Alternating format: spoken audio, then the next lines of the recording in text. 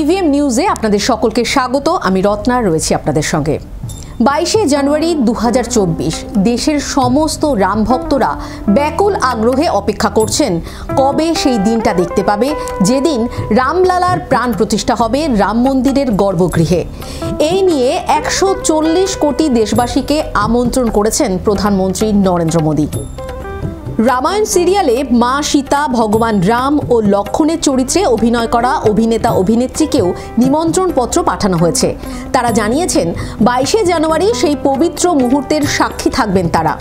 এর মধ্যে মা সীতা চরিত্রে অভিনয় করা দীপিকা চিকলিয়া নিজের আনন্দকে ব্যক্ত করেছেন এবং বলেছেন 22শে জানুয়ারি অন্য এক দীপাবলি উৎসব দেশবাসী পালন করবে।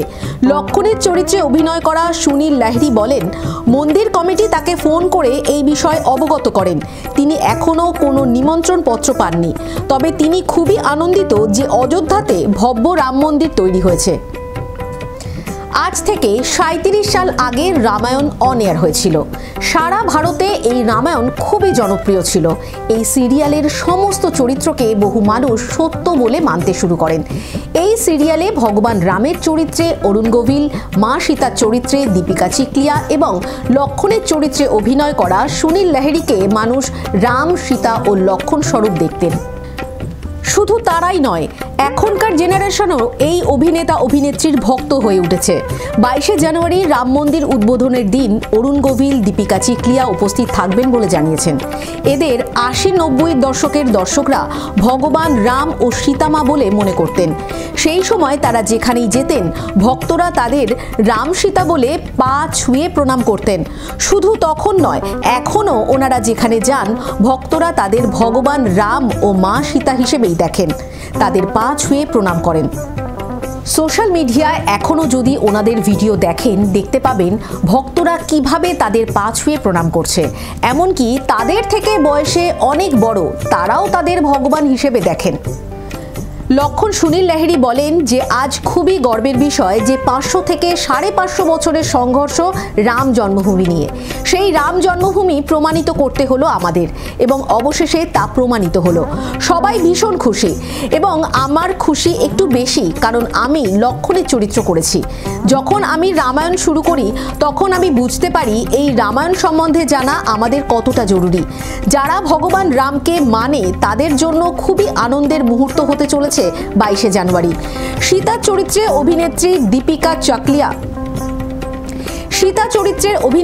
দীপিকা চিকলিয়া বলেন, আমি ভীষণ খুশি যে আজও মানুষ আমাদের মনে রেখেছে। আমি সকল দেশবাসীর কাছে অ্যাপিল করব, 22শে জানুয়ারি সবাই নিজের ঘরে প্রদীপ জ্বালিয়ে দীপাবলি পালন করুন। বর্তমান রাম মন্দিরে ভগবান রামকে দর্শন করতে এসে দীপিকা চিকলিয়া প্রধানমন্ত্রী নরেন্দ্র মোদীর কাছে আবেদন জানিয়েছেন যে ভগবান রামের সাথে মা সীতাকেও কোথাও না কোথাও স্থান দেওয়া হোক। তিনি বলেছেন, মন্দিরে ভগবান রামকে একলা রাখবেন না।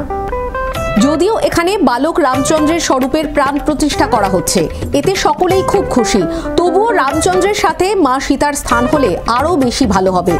এই মহা সমারোহতে বলিউডের বহু নামী তারকা থেকে শুরু করে পরিচালকরা উপস্থিত থাকছেন। এছাড়াও খেলা জগতের ব্যক্তিত্বরাও থাকছেন বলে জানা যাচ্ছে। অনুপম খের, মাধুরী দীক্ষিত, কঙ্কনা রানাওয়াত, সানি দেওয়াল, অক্ষয় কুমার, অজয় দেবগান, অমিতাভ বচ্চন।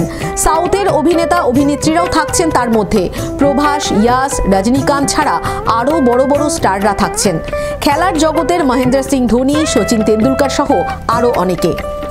প্রধানমন্ত্রী নরেন্দ্র মোদী উপস্থিত থাকার জন্য কড়া নিরাপত্তা ব্যবস্থা থাকছে রাম মন্দিরের চত্বরে।